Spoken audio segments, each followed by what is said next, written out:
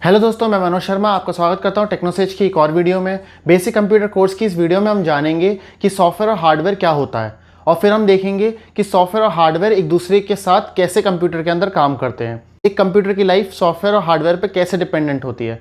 फिर हम देखेंगे कि सॉफ्टवेयर का जो नेमिंग कन्वेंशन होता है, मतलब जो नाम रखा जाता है कंपनी के द्वारा, वो कैसे और किस फॉर्म में रखा जाता है। उनके एंड में जैसे हम देखते हैं कि माइक्रोसॉफ्ट वर्ड 2.0, तो वो जो एंड में 2.0 जो लगा हुआ है वो नंबर कंपनी कैसे रखती है किसी सॉफ्टवेयर के नाम में। तो चलिए शुरू करते हैं इस वीडियो को। देखिए, सॉफ्टवेयर और हार्डवेयर के बारे में जानने से पहले एक छोटा सा एग्जांपल लेते हैं। आपका दिमाग है वो एक फिजिकल एग्जिस्टेंस रखता है, मतलब एक वास्तविक स्थिति रखता है।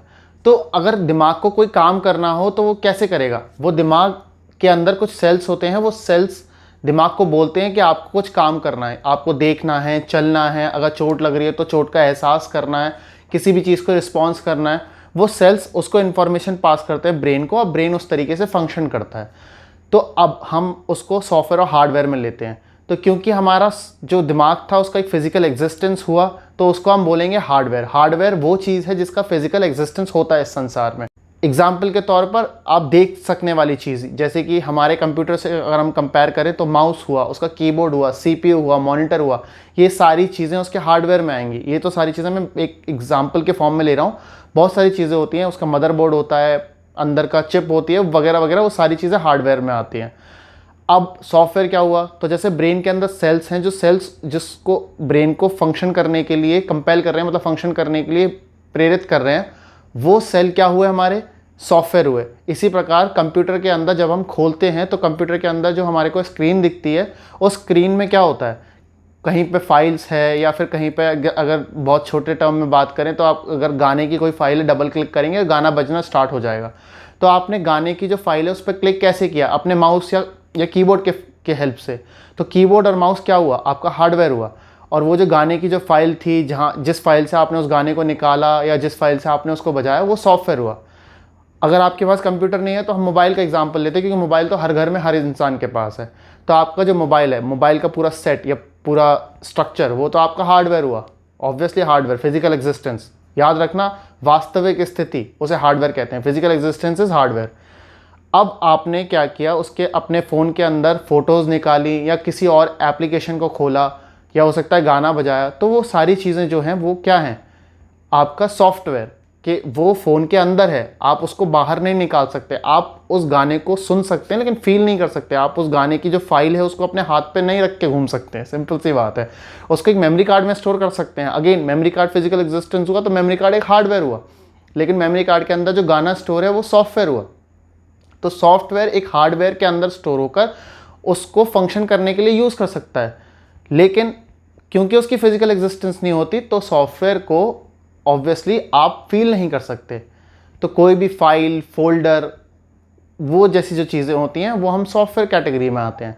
और वो चीज़ जैसे माउस, कीबोर्ड, फ़ोन या कोई भी चीज़ जिसकी फिजिकल एग्जिस्टेंस है, जिसको आप होल्ड कर सकते हैं, वो आपकी हार्डवेयर की कंडीशन में आती हैं।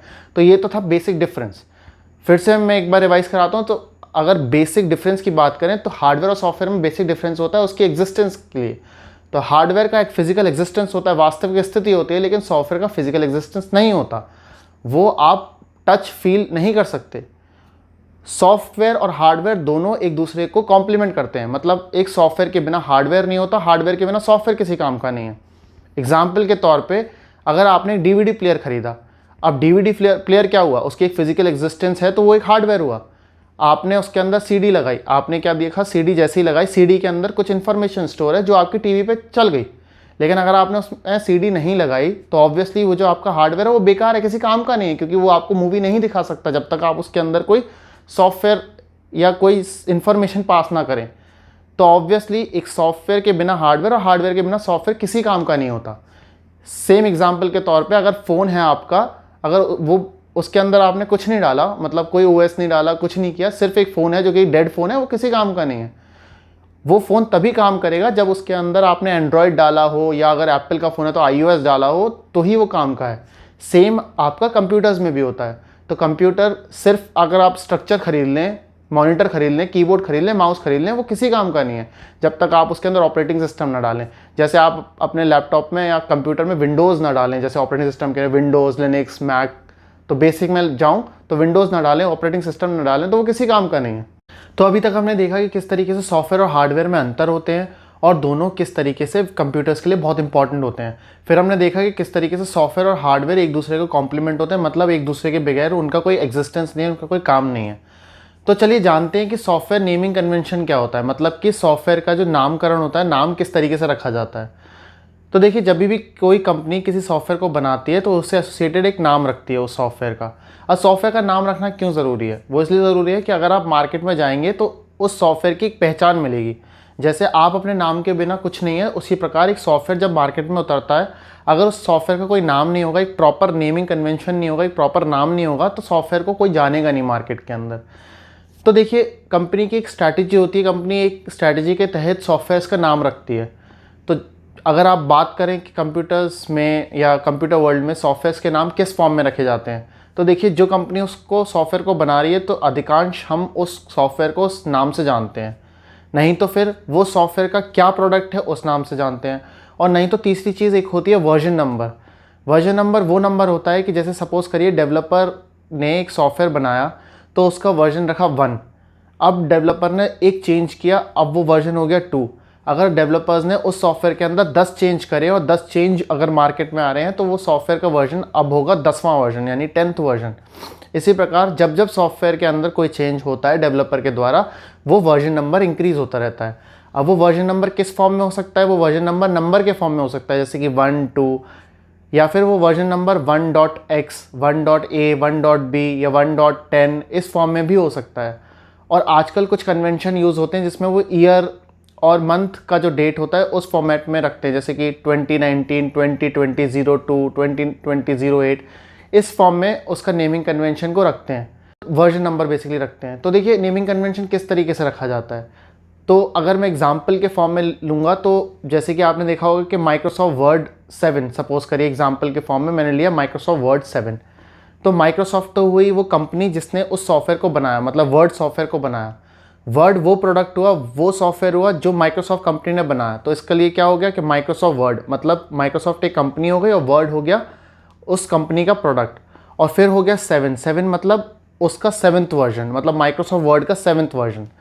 तो ये इस तरीके से एक नेमिंग कन्वेंशन होता है जिसके अंदर कंपनी का नाम होता है, जिस कंपनी ने उस सॉफ्टवेयर को बनाया।